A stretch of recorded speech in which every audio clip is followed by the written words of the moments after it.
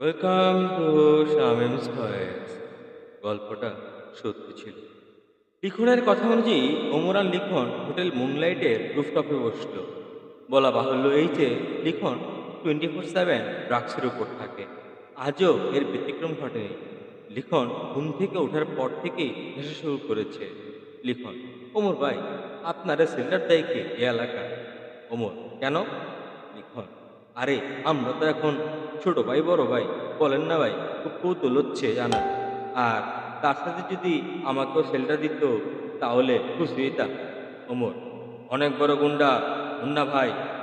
নামটা শুনতেই লিখন তার লোকদের ইশারা দিয়ে বলল মুন্নাকে হোটেলে আসতে আর বলতে বাবা সানজু ডেকে পাঠিয়েছে।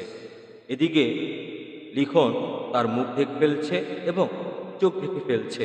এরপর কি হবে ওমরের, কি হবে মুন্নার, বলবো ২৮তম খণ্ডে ইনশাআল্লাহ।